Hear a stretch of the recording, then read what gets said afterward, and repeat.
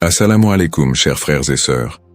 Le concept du Mahdi est profondément enraciné dans la tradition islamique, où il est souvent décrit comme un guide et un rénovateur qui apparaîtra à la fin des temps pour rétablir la justice et la paix dans le monde. Son nom signifie littéralement « le bien guidé », et selon les croyances, il viendra pour rectifier les injustices, guérir les divisions de la communauté et ramener l'humanité vers une voie droite. Présent dans les récits prophétiques, hadiths, transmis depuis des siècles, le Mahdi est une figure attendue et respectée, avec une mission immense et unique, celle de préparer le monde à l'ère de paix et de prospérité ultime. Avant de commencer cette vidéo, je vous invite à vous abonner à notre chaîne et d'activer la cloche de notification pour rester informé de nos prochaines publications sur la foi islamique. Merci et bonne vidéo. Ce sujet attire un grand intérêt, car il est lié à des événements d'envergure mondiale et spirituelle qui concernent autant les croyants que les curieux. Pour beaucoup de fidèles, la croyance en l'arrivée d'un sauveur qui se dressera contre l'injustice résonne d'autant plus fort face aux difficultés et aux crises que traverse notre monde moderne. Les guerres, la corruption, les inégalités sociales et les troubles environnementaux nourrissent un sentiment d'urgence et un besoin de justice qui rendent ce sujet encore plus pertinent. La quête de ce personnage apporte un espoir, une lumière dans une époque qui peut sembler sombre. Alors, face aux signes de l'époque, une question surgit et nous interpelle. Le Mahdi est-il sur le point d'apparaître? Alors, restez avec moi jusqu'à la fin pour découvrir cela. Si vous avez des questions ou des commentaires en cours de route, n'hésitez pas à les laisser en bas. J'apprécie beaucoup vos retours. Allons-y. Les sources et les écrits religieux sur le Mahdi. Le concept du Mahdi, ou bien guidé, est tiré des sources principales de l'islam, les hadiths, paroles et actes du prophète Mohammed, et, indirectement, le Coran. Bien que le Mahdi ne soit pas explicitement mentionné dans le Coran, les hadiths rapportent de nombreux récits qui le décrivent comme une figure clé de la fin des temps, destinée à établir la justice divine. Ces hadiths, transmis par des compagnons proches du prophète, varient en termes de fiabilité et d'interprétation, mais ils convergent sur certains éléments. Le Mahdi sera un descendant du prophète Mohammed, issu de la lignée de Fatima, sa fille, et son règne surviendra durant une période de troubles mondiaux et de grande corruption. Les interprétations du Mahdi divergent selon les écoles de pensée au sein de l'islam. Dans l'islam sunnite, la croyance au Mahdi est présente, bien qu'elle ne soit pas aussi centrale que dans d'autres courants. Les sunnites considèrent le Mahdi comme un leader juste qui viendra pour rétablir l'ordre et préparer la communauté à la venue de Jésus, Issa, dont la descente est également prophétisée. Cette vision sunnite n'associe pas le Mahdi à une nature surnaturelle ou divine, mais le présente plutôt comme un guide humain choisi par Dieu. Du côté de l'islam chiite, en particulier dans la branche des chiites duodécimains, le Mahdi est perçu de manière beaucoup plus spécifique.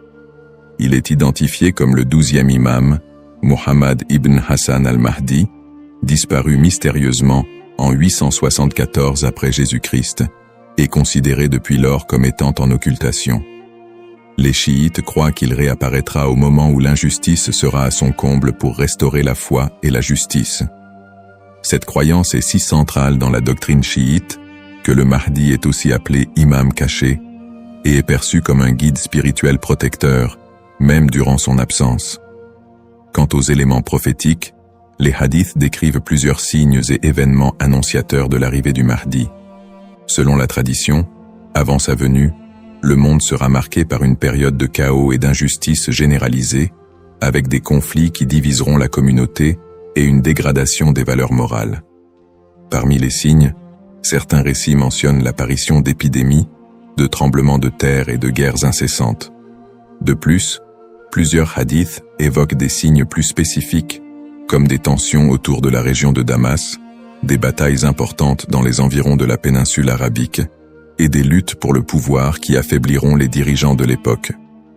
Un autre aspect prophétique mentionne le Mahdi et Jésus, Issa, travaillant ensemble pour rétablir la foi et anéantir les forces du mal. Dans cette collaboration prophétique, le Mahdi est vu comme celui qui préparera le terrain pour la mission ultime de Jésus, qui descendra pour vaincre l'antéchrist Dajjal et instaurer une ère de paix durable. L'ensemble de ces récits sur le Mahdi suscite diverses interprétations. Certains voient dans ces prophéties des messages intemporels sur le bien et le mal, tandis que d'autres y trouvent des prédictions littérales des événements à venir. Dans les deux cas, ces textes offrent une promesse de justice et d'équité pour ceux qui se sentent opprimés ou marginalisés. Description du rôle et des attributs du Mahdi. Le Mahdi est décrit comme un guide et un leader d'exception dont la mission est de restaurer la justice et de guider la communauté islamique vers une période de paix et de foi. Dans les récits islamiques, le Mahdi n'est pas seulement un leader politique, mais surtout un guide spirituel qui incarne des valeurs d'intégrité, de droiture et de compassion. En tant que réformateur, il est censé redresser les torts, abolir l'injustice et rétablir les lois divines. Ce rôle en fait un leader complet, capable de résoudre les crises morales, sociales et politiques qui pourraient diviser la communauté à la fin des temps. Selon ces récits, le Mahdi est celui qui inspirera les croyants à revenir vers les principes fondamentaux de la foi islamique, en éliminant les faux enseignements et en corrigeant les pratiques déviantes. Les attributs distinctifs du Mahdi le rendent unique parmi les autres leaders.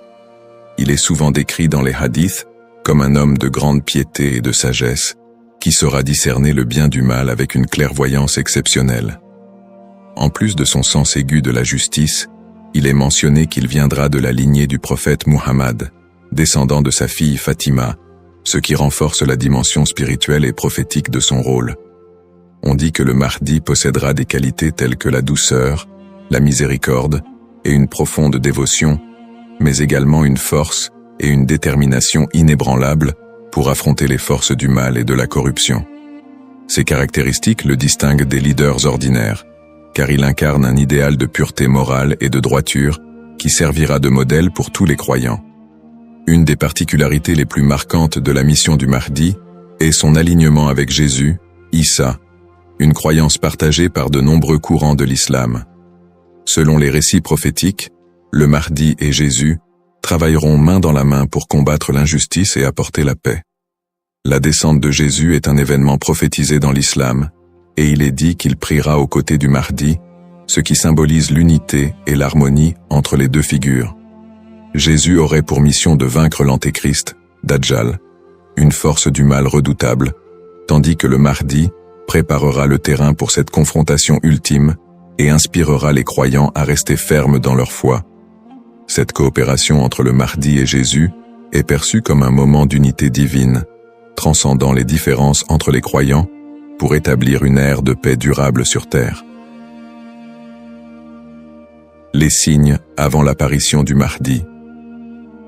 Selon la tradition islamique, l'apparition du Mahdi sera précédée par une série de signes annonciateurs qui se manifesteront sous la forme de troubles sociaux, de corruption et de conflits mondiaux. Ces signes indiquent une période de chaos, d'injustice généralisée et de déclin moral. Les hadiths rapportent que des tensions profondes diviseront les peuples, la richesse sera concentrée entre les mains de quelques-uns et la moralité sera pervertie, tandis que l'injustice régnera de plus en plus largement. Les systèmes politiques et économiques s'effondreront sous le poids de la corruption et de la cupidité, créant un monde où les valeurs humaines fondamentales seront négligées. L'émergence de ces troubles est vue comme une préparation spirituelle et une alerte pour les croyants, les incitant à renforcer leur foi en attendant l'arrivée d'un sauveur.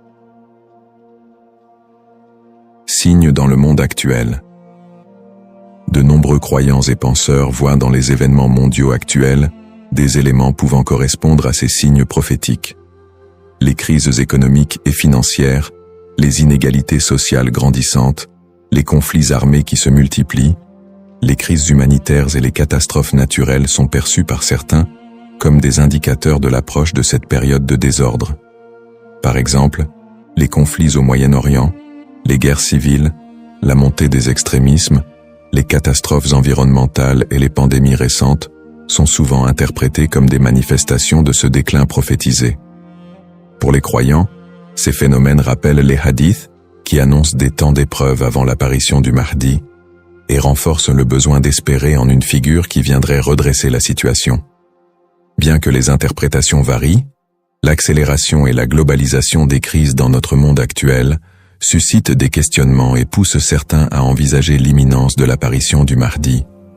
Analyse des petits signes et grands signes. Les récits prophétiques distinguent généralement entre les petits signes et les grands signes annonciateurs de la venue du Mahdi. Les petits signes sont des événements ou des tendances qui marquent le début de la fin des temps et se produisent souvent progressivement, tandis que les grands signes sont des événements majeurs et exceptionnels qui précèdent directement l'apparition du Mahdi et de la fin des temps. Petits signes, ces signes incluent la dégradation morale et éthique de la société, la perte des valeurs spirituelles, l'augmentation de la cupidité et de la corruption, et la montée des tensions sociales et des injustices. Parmi les autres petits signes, on note aussi la multiplication des conflits entre les nations, la prolifération de fausses doctrines, et une déconnexion croissante entre les croyants et leur foi. La division interne au sein de la communauté islamique est aussi un signe mineur important. On dit que des factions et des dissensions émergeront, fragilisant l'unité des croyants. Les petits signes s'accumulent pour créer un contexte d'épreuve qui prépare l'humanité à la venue du Mahdi. Grands signes. Contrairement aux petits signes, les grands signes sont des événements d'une envergure exceptionnelle que nul ne pourra ignorer. Ces signes incluent notamment l'apparition de l'Antéchrist, Dajjal, une figure du mal dotée de pouvoirs extraordinaires, qui sèmera la terreur et tentera de détourner les gens de la vérité. Un autre grand signe est la descente de Jésus, Issa, sur terre, qui jouera un rôle crucial aux côtés du Mahdi pour vaincre le mal et rétablir la foi. D'autres grands signes comprennent des phénomènes naturels inhabituels, comme des éclipses solaires ou lunaires en des temps imprévus, des tremblements de terre dans des régions spécifiques, et des changements climatiques spectaculaires qui attireront l'attention de l'humanité entière. La venue du Mahdi sera précédée par des signes si frappants qu'ils seront indéniables pour les croyants et non-croyants. Cette distinction entre petits et grands signes aide les croyants à comprendre que, bien que des signes puissent apparaître, il est important de garder un équilibre dans l'interprétation et de ne pas céder à la panique. Ces signes servent de rappel pour renforcer la foi et se préparer spirituellement, sans chercher à deviner précisément le moment de l'apparition du Mahdi, qui reste un mystère connu de Dieu seul. Les différentes perspectives sur le Mahdi. La figure du Mahdi est un concept central dans l'islam, mais elle est perçue de manière différente selon les deux principaux courants que sont l'islam sunnite et chiite. Pour les sunnites, le Mahdi est un leader bien guidé qui apparaîtra avant la fin des temps, pour rétablir la justice et la paix dans un monde en proie à la corruption et au désordre. La croyance au Mahdi est présente chez les sunnites, mais elle n'est pas aussi centrale que pour les chiites, et elle n'est pas strictement codifiée dans les textes fondamentaux. Les sunnites voient le Mahdi comme un homme ordinaire, choisi par Dieu, qui viendra guider la communauté musulmane, mais ils ne l'identifient pas comme une figure spécifique, ni comme une figure en occultation. Du côté de l'islam chiite, en particulier dans la branche des chiites duodécimains, le Mahdi revêt une importance plus profonde et spécifique. Les chiites identifient le Mahdi comme étant Muhammad ibn Hassan al-Mahdi, le 12e et dernier imam, qui est entré dans un état d'occultation à la fin du 9e siècle. Selon la croyance chiite, cet imam est toujours en vie, caché aux yeux du monde, et il réapparaîtra lorsque Dieu le décidera pour instaurer la justice.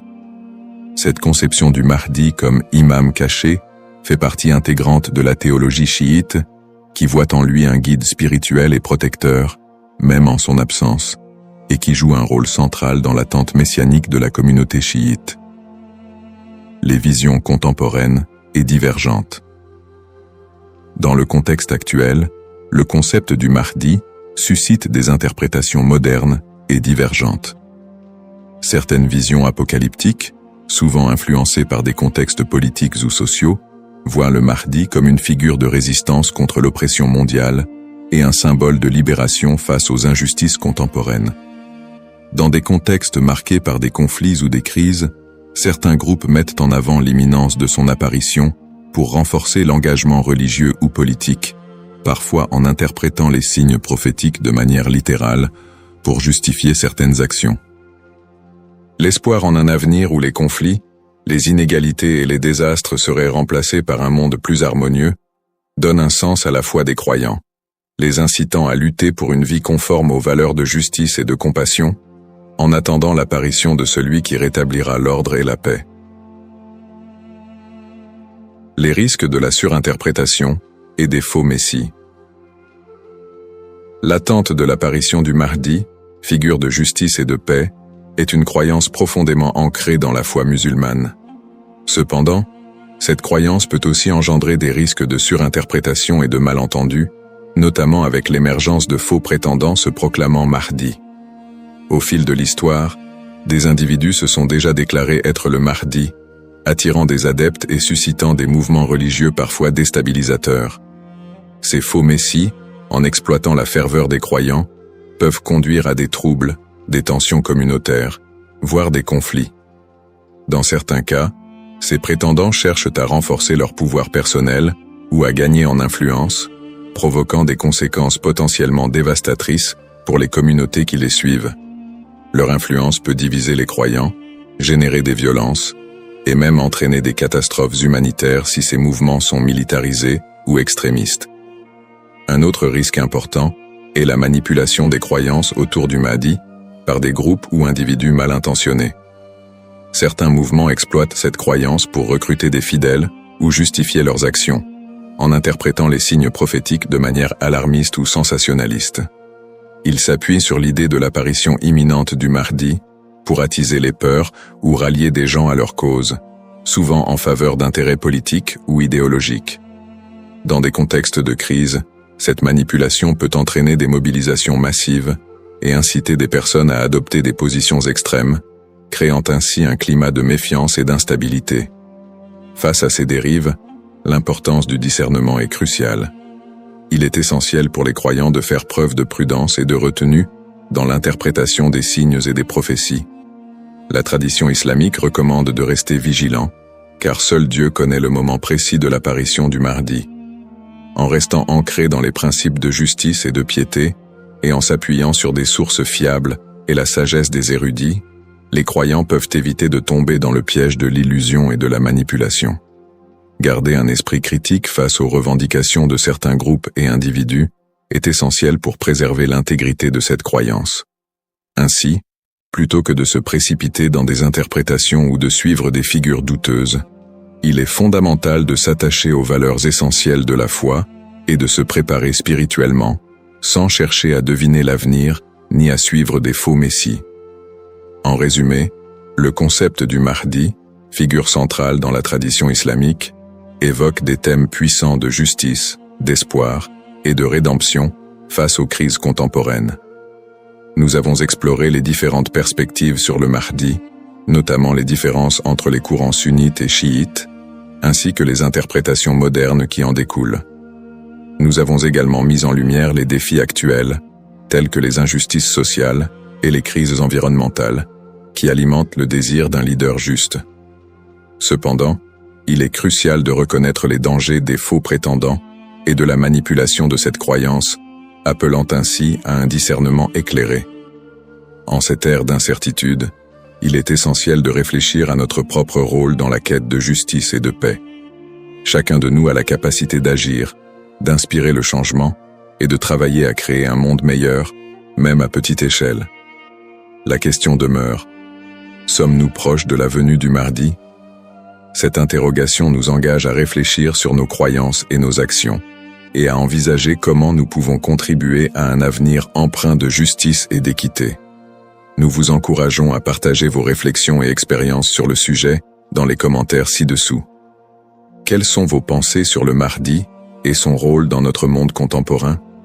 N'oubliez pas de vous abonner à notre chaîne pour plus de contenu inspirant et engageant sur des thèmes spirituels et sociaux. Votre voix compte et ensemble, nous pouvons œuvrer pour un monde plus juste. Cependant, D'autres approches modernes se concentrent sur une interprétation plus spirituelle et morale du Mahdi, considérant son apparition comme une métaphore pour inciter les croyants à rétablir la justice dans leur propre vie et à renforcer leur engagement spirituel. Ces visions contemporaines voient la venue du Mahdi non pas comme un événement littéral, mais comme un rappel constant de la nécessité de l'équité, de la bonté et de la piété. Dans cette perspective, le Mahdi représente une lumière spirituelle qui inspire les croyants à lutter contre les injustices, qu'elles soient personnelles, sociales ou morales. Le Mahdi dans le monde non musulman.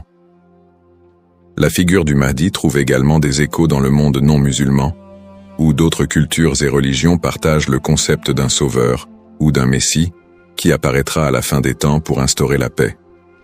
Par exemple, dans le christianisme, il existe l'attente de la seconde venue de Jésus-Christ, qui est perçu comme un sauveur destiné à rétablir le royaume de Dieu sur terre. Les similitudes avec l'apparition du Mahdi, notamment en ce qui concerne le rôle de Jésus comme allié, créent des ponts entre les deux traditions et alimentent un intérêt interreligieux autour de la fin des temps. Dans le judaïsme, la croyance en la venue d'un Messie est également présente, avec l'idée qu'il viendra rassembler le peuple d'Israël et instaurer une ère de paix et de justice. Bien que les concepts diffèrent, on retrouve des thèmes similaires d'attente, de restauration et de paix qui rappellent le rôle du Mahdi dans l'islam. Ces parallèles entre les croyances de diverses religions montrent l'universalité du désir d'un redresseur ou d'un guide qui puisse apporter un équilibre face au désordre du monde. Cette notion d'un messie ou d'un sauveur transcende les frontières religieuses et offre une perspective plus large sur l'espoir universel de paix et de justice. En somme, bien que le Mahdi soit une figure principalement islamique, les similitudes entre les concepts de sauveur dans différentes cultures et religions révèlent un besoin humain universel d'espérer en un futur meilleur et en la venue d'une figure capable de rassembler et de rétablir l'équilibre dans un monde souvent divisé et tumultueux. Les défis contemporains et le besoin de justice. Les crises et injustices actuelles révèlent des défis mondiaux qui semblent plus pressants que jamais, et beaucoup ressentent le besoin d'un leader capable de restaurer l'équité. Les inégalités économiques se creusent, avec une grande partie de la richesse mondiale concentrée entre les mains de quelques-uns, laissant de vastes populations dans la pauvreté. Cette fracture sociale amplifie le sentiment d'injustice, nourri par des systèmes économiques et politiques qui peinent à répondre aux besoins des plus vulnérables. Parallèlement, les conflits armés et les guerres persistent dans plusieurs régions du monde, notamment au Moyen-Orient, en Afrique et en Asie, déchirant des communautés entières et causant des crises humanitaires majeures. Ces conflits sont souvent alimentés par des intérêts politiques, ethniques ou économiques, aggravant la souffrance des populations civiles. Dans ce contexte, l'absence de solutions pacifiques et durables renforce l'impression d'une profonde injustice et crée un climat de désespoir. Le réchauffement climatique et ses effets sont un autre défi majeur de notre époque. Les catastrophes naturelles, de plus en plus fréquentes et destructrices, frappent souvent les populations les plus défavorisées, mettant en évidence l'injustice écologique à l'échelle mondiale. La déforestation, la pollution et l'exploitation des ressources naturelles entraînent des conséquences irréversibles pour la planète, affectant les générations présentes et futures. Ces problèmes illustrent une urgence collective, qui rappelle combien il est difficile de trouver des solutions justes et équitables dans un monde souvent dominé par des intérêts individuels. Face à ces crises, la croyance en l'arrivée d'une figure de justice, comme le Mahdi, apporte espoir et inspiration pour de nombreux croyants.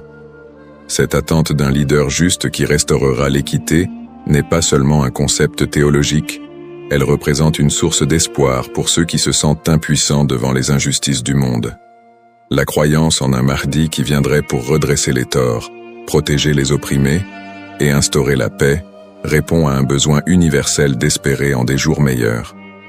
En imaginant un futur dirigé par un guide spirituel et juste, les croyants trouvent la motivation de persévérer malgré les difficultés actuelles. Cette figure du Mahdi symbolise la promesse que l'injustice ne triomphera pas éternellement et que l'équilibre et la paix sont possibles, même si les défis actuels semblent insurmontables.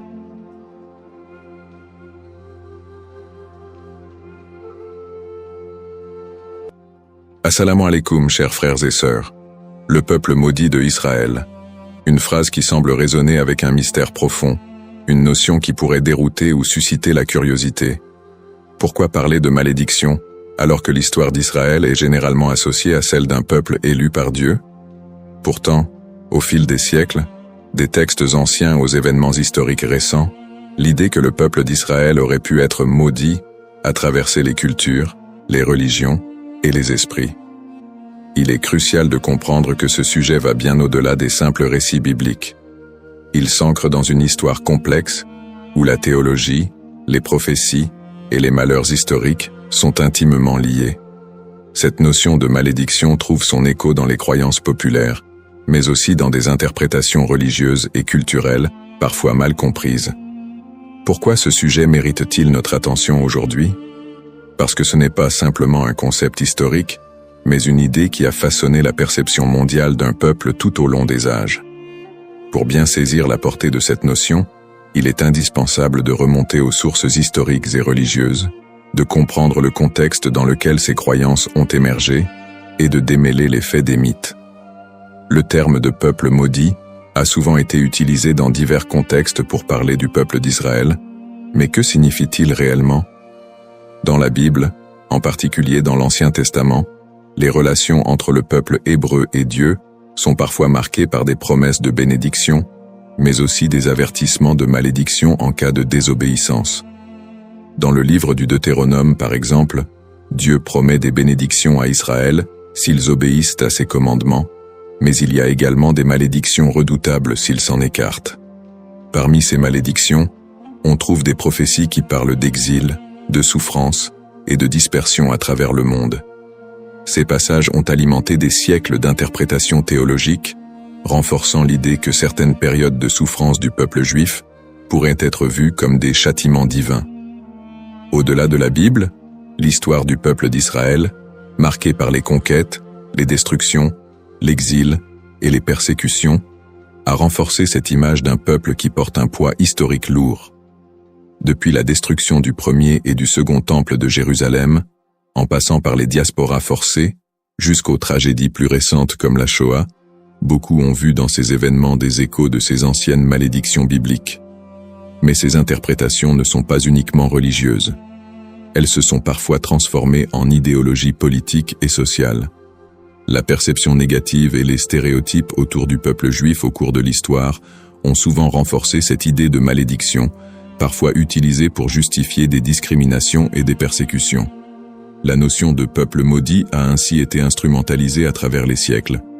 Avant de commencer cette vidéo, n'oubliez pas de liker cette vidéo, car cela nous donne beaucoup de force pour continuer à partager du contenu bénéfique. Et je vous invite à vous abonner à notre chaîne et d'activer la cloche de notification pour rester informé de nos prochaines publications sur la foi islamique. Merci et bonne vidéo. L'objectif de cette vidéo est d'analyser et de comprendre cette idée complexe et souvent mal interprétée de peuple maudit. Quelles en sont les racines historiques, religieuses et sociales? Comment a-t-elle évolué au fil du temps et pourquoi est-elle encore parfois utilisée pour expliquer des événements tragiques dans l'histoire du peuple juif? Alors, restez avec moi jusqu'à la fin pour découvrir cela. Si vous avez des questions ou des commentaires en cours de route, n'hésitez pas à les laisser en bas. J'apprécie beaucoup vos retours. Allons-y. Au cours de cette vidéo, nous allons explorer les textes religieux qui évoquent cette malédiction, en particulier la Bible et d'autres écrits anciens. Revisiter les grandes étapes de l'histoire d'Israël, de l'époque biblique jusqu'à nos jours, pour comprendre comment ces événements ont pu renforcer cette idée dans les esprits. Discuter des interprétations théologiques de ces malédictions et comment elles ont été perçues par différentes religions et cultures à travers le monde. Démystifier cette notion en explorant les aspects symboliques et les récupérations idéologiques qui ont façonné cette image négative. Cette exploration vous permettra de comprendre les tenants et aboutissants de cette idée profondément enracinée dans l'histoire de l'humanité. Il est important de ne pas se laisser emporter par des idées simplistes, mais de creuser la profondeur de ce concept pour en dégager des vérités historiques et spirituelles. Origine d'Israël. L'histoire du peuple israélite débute avec les récits bibliques de la Genèse, où Dieu promet à Abraham, un patriarche hébreu, qu'il deviendra le père d'une grande nation. Cette promesse divine est le point de départ de la formation du peuple d'Israël. Selon la tradition, Abraham, Isaac, son fils, et Jacob, son petit-fils, sont les ancêtres directs de ce peuple, souvent appelés les patriarches. Jacob, après avoir lutté avec un ange, reçoit de Dieu un nouveau nom, Israël, et ses descendants sont appelés les Israélites. Le livre de l'Exode raconte l'histoire de la libération du peuple hébreu de l'esclavage en Égypte sous la direction de Moïse. C'est un moment fondamental dans l'histoire d'Israël, où Dieu scelle une alliance avec les Israélites au mont Sinaï. Dieu y remet les 10 commandements à Moïse, posant ainsi les bases des lois morales et religieuses qui guideront le peuple élu. Cette alliance est une promesse de protection divine en échange de l'obéissance aux lois de Dieu. À partir de là, Israël se constitue progressivement en nation, après la conquête de la terre promise sous Josué. Cette période est marquée par des hauts et des bas, alors que les Israélites tentent de rester fidèles à leur alliance avec Dieu. Toutefois, au fil des siècles, leur histoire est ponctuée d'infidélités religieuses, de guerres et de conquêtes par d'autres puissances, ce qui engendrera l'accomplissement de certaines prophéties de malédiction. Les prophéties et les malédictions. Dans l'Ancien Testament, en particulier dans le Deutéronome, Dieu fait à Israël des promesses de bénédiction conditionnelles à leur fidélité, mais également des avertissements de malédiction en cas de désobéissance. Le chapitre 28 du Deutéronome est l'un des textes clés qui évoquent les conséquences potentielles de l'infidélité. Dieu promet prospérité et paix si le peuple respecte ses commandements, mais des malédictions terribles en cas de rébellion. Les malédictions incluent des catastrophes naturelles, des défaites militaires, des maladies, et finalement, l'exil et la dispersion parmi les nations étrangères. Parmi les prophètes qui ont développé cette idée de malédiction, Ézéchiel et Jérémie sont 2 figures centrales. Ézéchiel, actif pendant l'exil babylonien, insiste sur le lien entre l'exil du peuple et leur transgression. Il prophétise que la destruction de Jérusalem et l'exil sont des punitions divines pour l'injustice sociale, l'idolâtrie et l'infidélité religieuse du peuple. Toutefois, il apporte aussi un message d'espoir. Après le châtiment, un retour et une restauration sont possibles si le peuple se repent. Jérémie, qui vécut également durant la chute de Jérusalem en 586 avant Jésus-Christ, avertit constamment le peuple des malheurs à venir s'il ne se détourne pas de l'idolâtrie et des injustices. Il prophétise la destruction imminente du temple de Jérusalem et l'exil des Judéens en Babylonie. Dans Jérémie 25, il annonce que cette période d'exil durera 70 ans, après quoi Dieu permettra leur retour. Ces prophéties sont souvent vues comme des annonces de malédiction qui pèsent sur Israël en raison de son infidélité à l'alliance. Cependant, elles sont également porteuses d'un espoir de rédemption, promettant que si le peuple retourne à Dieu, il retrouvera sa place privilégiée. Une autre dimension importante des malédictions dans l'Ancien Testament concerne le temple de Jérusalem. La destruction du premier temple par les Babyloniens en 586 avant Jésus-Christ, puis la destruction du second temple par les Romains en 70 après Jésus-Christ, sont vus comme des châtiments pour la désobéissance du peuple. Ces événements ont renforcé l'idée d'un peuple souffrant sous le poids de la malédiction divine. Persécutions historiques. L'histoire du peuple d'Israël est marquée par une série de persécutions et d'exils, souvent perçues à travers le prisme des malédictions bibliques. Le premier grand exil, celui de Babylone, survient après la destruction du premier temple en 586 avant Jésus-Christ. Par la suite, les Babyloniens déportent une grande partie des habitants de Juda, ce qui marque le début d'une longue période de diaspora. Après un retour partiel en terre d'Israël et la reconstruction du temple, les siècles suivants ne sont pas exempts de nouvelles épreuves. La période hellénistique, marquée par les conquêtes d'Alexandre le Grand, puis la domination romaine, amène son lot de tensions religieuses et politiques. le peuple juif subit de nouvelles persécutions, notamment sous l'occupation romaine. La destruction du Second Temple en 70 après Jésus-Christ par les Romains, sous l'empereur Titus, est un moment charnière dans l'histoire d'Israël. Cet événement marque le début de la grande diaspora, alors que le peuple juif est dispersé dans tout l'Empire romain et au-delà. La révolte de Bar Kokhba, en 135 après Jésus-Christ, aboutit à une nouvelle défaite et à un exil encore plus massif. À partir de ce moment, les Juifs deviennent un peuple sans terre, vivant en exil, souvent en minorité, et subissant de nombreuses discriminations et persécutions. Durant le Moyen-Âge, en Europe et dans le monde islamique, les Juifs font souvent l'objet de suspicions, de discriminations légales et parfois de pogroms violents. Les croisades, notamment, voient des massacres de communautés juives en Europe. Les expulsions des Juifs d'Espagne en 1492 et du Portugal en 1497 sont d'autres exemples de persécutions qui renforcent cette idée de malédiction. Dans ces périodes sombres, beaucoup d'historiens et de penseurs juifs eux-mêmes ont cherché à comprendre ces souffrances à travers les textes sacrés. Pour certains, ces malheurs étaient perçus comme la continuation des malédictions prononcées dans l'Ancien Testament. Pourtant, ces périodes de souffrance ne sont pas uniquement interprétées comme des châtiments divins, mais aussi comme des épreuves à travers lesquelles le peuple d'Israël serait purifié ou préparé à une rédemption future. Le 19e et le 20e siècle ne font qu'amplifier ces tragédies, avec l'émergence de l'antisémitisme moderne, culminant dans l'horreur de la Shoah, qui a vu l'extermination systématique de 6 millions de Juifs pendant la Seconde Guerre mondiale. Une telle catastrophe, d'une ampleur sans précédent, a profondément marqué l'identité juive et soulevé des questions sur le sens de cette souffrance historique. Conclusion du contexte historique. L'histoire du peuple d'Israël, tissée de moments de gloire, d'alliances divines, mais aussi de malédictions et de souffrances, reste une des plus complexes et des plus riches de l'humanité. Les prophéties bibliques de malédiction, les exils répétés, les destructions de lieux sacrés et les persécutions à travers les siècles ont façonné la perception du peuple juif, tant de leur propre point de vue que de celui des autres nations. Le concept de peuple maudit, les bases théologiques, l'idée de malédiction dans les textes religieux, en particulier dans la tradition judéo-chrétienne, est un concept riche et complexe.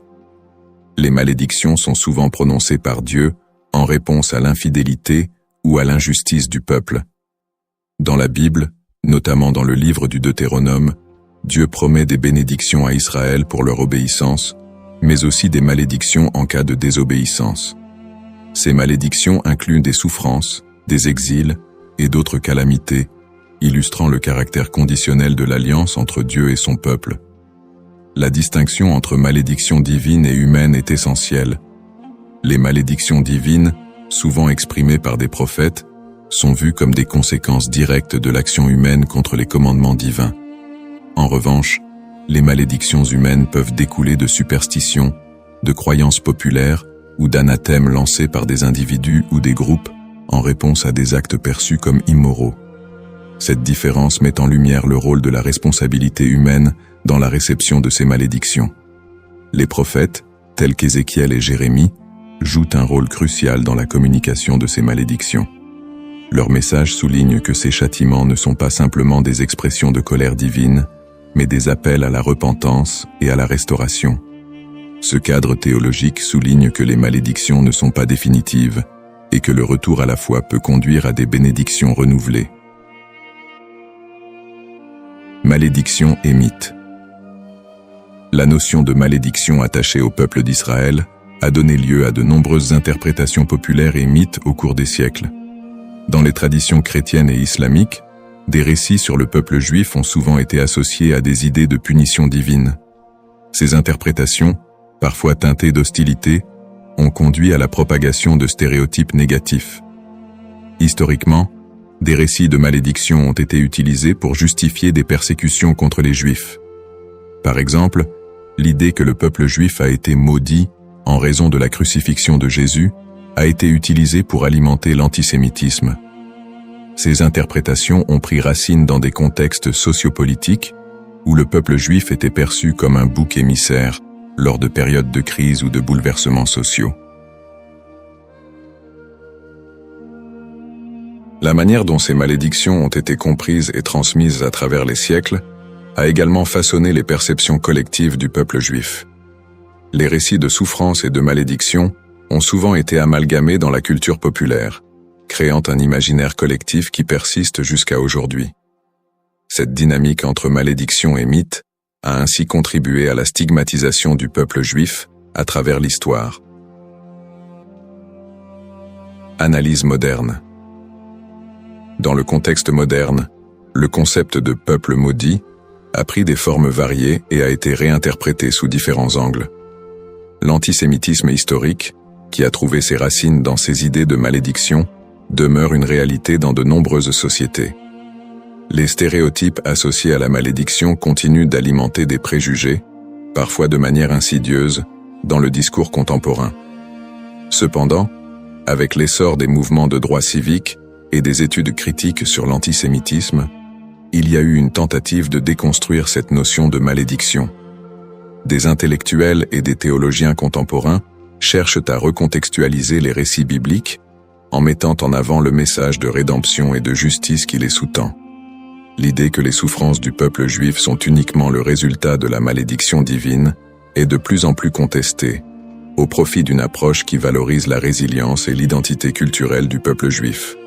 De plus, dans le cadre des dialogues interreligieux, il est crucial de dépasser les interprétations qui associent la souffrance à une malédiction éternelle.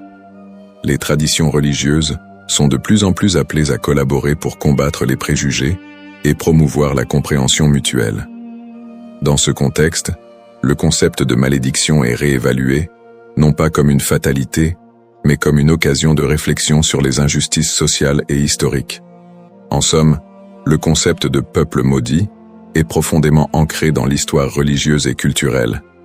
Il invite à une réflexion sur la manière dont les textes sacrés et les croyances ont été interprétés à travers les âges, souvent avec des conséquences tragiques. L'exploration de ce thème permet non seulement de mieux comprendre les défis historiques du peuple juif, mais aussi de s'engager dans un dialogue constructif sur les identités et les histoires partagées dans le monde contemporain. La diaspora et les épreuves du peuple juif vit en diaspora. La diaspora juive, qui a débuté avec l'exil babylonien au VIe siècle avant J.C., a été marquée par une série de défis sans précédent. Une fois dispersé à travers le monde, le peuple juif a dû naviguer dans des environnements souvent hostiles. Les communautés juives ont fait face à des persécutions, à des migrations forcées et à la ghettoisation, qui ont toutes contribué à forger leur identité collective. Dans de nombreux pays, les Juifs étaient considérés comme des étrangers, souvent sujets à la méfiance et à la stigmatisation. Dans l'Europe médiévale, par exemple, ils étaient fréquemment accusés de diverses calamités, comme la peste noire, et ont été victimes de violences antisémites. Les Juifs étaient souvent contraints de vivre dans des quartiers séparés, appelés ghettos, où leur liberté était limitée. Cette ghettoisation a servi à isoler les communautés juives, créant un environnement d'exclusion qui a renforcé les stéréotypes négatifs. Les migrations forcées ont également eu un impact considérable sur la vie juive en diaspora. Des expulsions massives, comme celle des Juifs d'Espagne en 1492, ont conduit à une dispersion rapide vers des régions comme l'Empire ottoman, le nord de l'Afrique et plus tard les Amériques. Ces déplacements ont souvent été motivés par des conditions de vie insupportables et des menaces physiques, mais ils ont également permis aux Juifs de préserver et d'adapter leur culture dans de nouveaux contextes. Malgré ces défis, les communautés juives ont réussi à maintenir leurs traditions et à s'adapter aux réalités locales. Elles ont développé des réseaux de solidarité, créant des institutions éducatives et religieuses pour assurer la transmission de leur héritage culturel et spirituel. Cette résilience face à l'adversité est une caractéristique marquante de l'expérience juive en diaspora. Les pogroms et l'Holocauste. Les pogroms, qui ont commencé en Europe à partir du IXe siècle, illustrent la violence persistante à laquelle les Juifs ont été confrontés. Ces émeutes violentes souvent encouragés par des autorités locales, ont mené à des massacres, à des pillages et à des destructions de synagogues. Un des pogroms les plus connus est celui de Kitchinev en 1903, qui a entraîné la mort de dizaines de Juifs et laissé des centaines d'autres blessés. Le XXe siècle a vu la tragédie de l'Holocauste, un génocide qui a coûté la vie à 6 millions de Juifs pendant la Seconde Guerre mondiale. Les nazis ont systématiquement exterminé les Juifs européens, mettant en place des camps de concentration et d'extermination. Malgré ces persécutions violentes, de nombreuses histoires de survie émergent, mettant en lumière le courage et la détermination du peuple juif. Des groupes de résistance, des réseaux de sauvetage et des actes de bravoure individuels témoignent de la volonté de maintenir l'humanité et la dignité face à l'inhumanité. L'Holocauste a laissé une empreinte indélébile sur la mémoire collective juive. Les survivants ont dû reconstruire leur vie dans un monde souvent indifférent à leurs souffrances. Cette tragédie a également catalysé des mouvements politiques qui ont conduit à la création de l'État d'Israël en 1948, un point tournant dans l'histoire juive moderne. Lutte pour l'identité et la terre promise. Les épreuves subies par le peuple juif en diaspora ont profondément influencé son identité collective.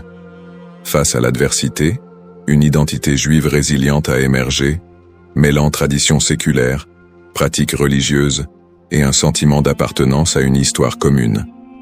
Cette lutte pour la survie a également renforcé un lien indéfectible avec la terre d'Israël, considérée comme la terre promise dans la tradition juive. Ce lien a été ravivé tout au long de l'histoire, notamment lors des mouvements sionistes du XIXe et du XXe siècle, qui ont cherché à établir un foyer national juif en Palestine. Pour de nombreux juifs, la terre d'Israël représente non seulement un lieu géographique, mais également un symbole de liberté, d'identité et d'unité. Les événements tragiques de l'histoire juive, comme l'Holocauste, ont également renforcé l'urgence de cette quête, suscitant un mouvement pour un retour à la terre d'Israël. En somme, l'expérience de la diaspora a été marquée par des défis extrêmes, mais aussi par une résilience remarquable. Les persécutions, les pogroms et l'Holocauste ont non seulement laissé des cicatrices, mais ont également façonné une identité juive forte, ancrée dans une histoire partagée et un attachement profond à la terre d'Israël. Ce processus de formation de l'identité juive, en réponse aux épreuves, continue de jouer un rôle crucial dans la vie des Juifs du monde entier aujourd'hui.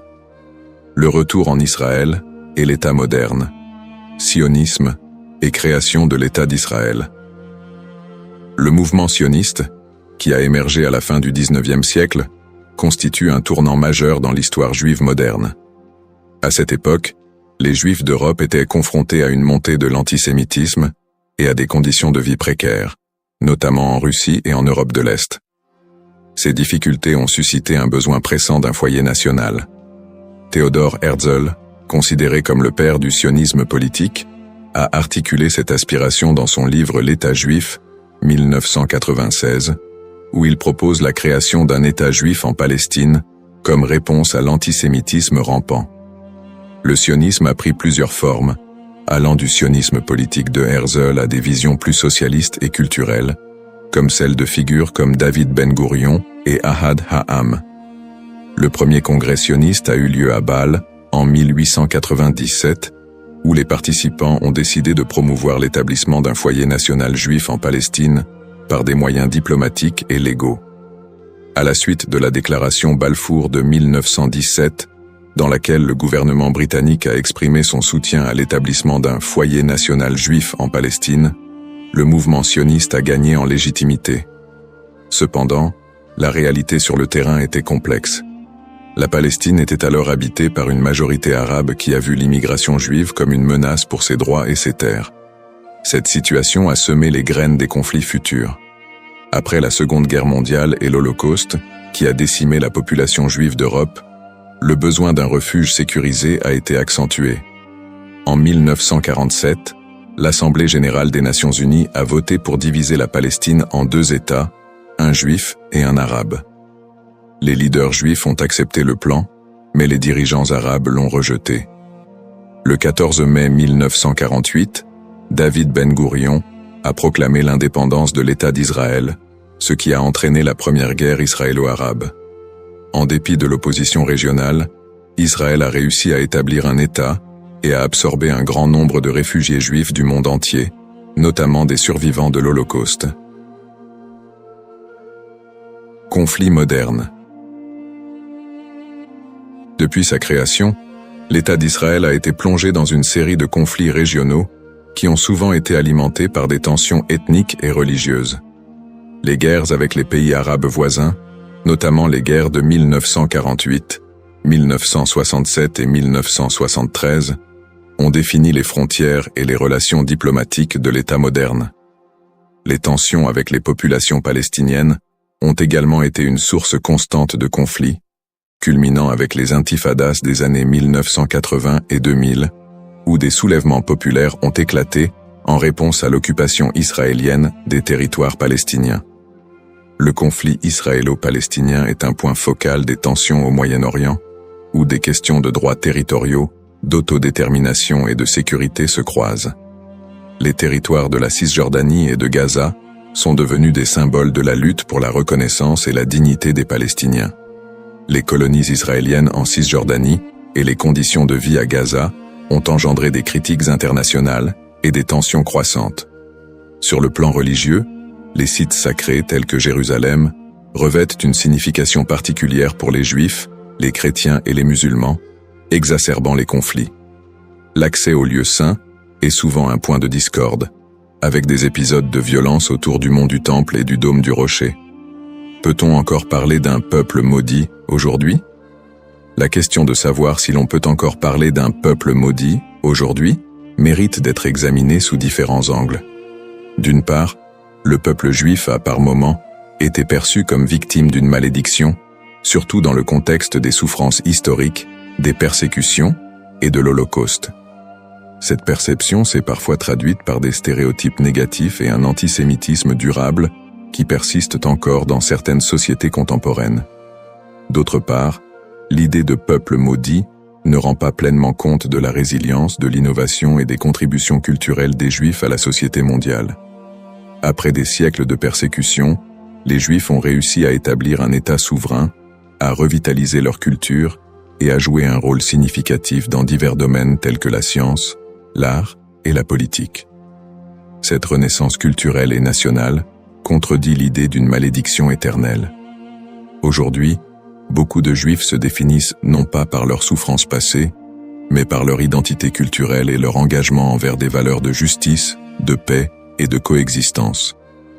L'État d'Israël, bien qu'encore confronté à des défis internes et externes, est un symbole de survie et de détermination pour de nombreux Juifs dans le monde. Ainsi, plutôt que de voir le peuple juif à travers le prisme d'une malédiction, il est plus approprié de reconnaître la complexité de son histoire, marquée par des luttes et des triomphes, et d'appréhender la diaspora juive comme une histoire d'espoir, de résilience et de quête d'identité. Dans cette exploration du thème du peuple maudit d'Israël, nous avons retracé l'histoire complexe des Juifs, de leurs origines dans l'Antiquité à leur établissement moderne en tant qu'État souverain. Nous avons examiné le contexte historique et religieux, en soulignant les épreuves de la diaspora, les persécutions et les tragédies comme les pogroms et l'Holocauste. En analysant le concept de malédiction, nous avons également vu comment il a été utilisé pour justifier des stéréotypes et des violences à l'encontre des Juifs au fil des siècles. Nous avons ensuite discuté du mouvement sioniste qui a mené à la création de l'État d'Israël en 1948, ainsi que des conflits régionaux qui en ont découlé, notamment avec les populations palestiniennes. Ces tensions, alimentées par des enjeux historiques, ethniques et religieux, continuent de façonner la réalité actuelle du pays. En réfléchissant à l'évolution du terme « maudit », il est crucial de reconnaître qu'il a souvent été employé de manière péjorative pour désigner le peuple juif et justifier des injustices. Cependant, au fil du temps, cette notion a été déconstruite.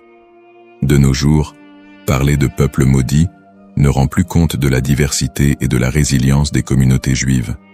Au contraire, il est essentiel de voir le peuple juif comme porteur d'une riche culture, d'une identité dynamique et d'une volonté indéfectible de vivre et de prospérer, malgré les défis historiques. Pour conclure, j'invite chacun d'entre vous à approfondir ce sujet fascinant et complexe. Prenez le temps d'explorer les multiples facettes de l'histoire juive, d'écouter des voix variées et de réévaluer vos propres perceptions sur le peuple juif et son héritage. En favorisant la compréhension et l'empathie, nous pouvons tous contribuer à un dialogue constructif qui transcende les stéréotypes et promeut la paix et la coexistence. Le parcours historique du peuple juif est une leçon pour tous sur la résilience, l'identité et la quête de justice.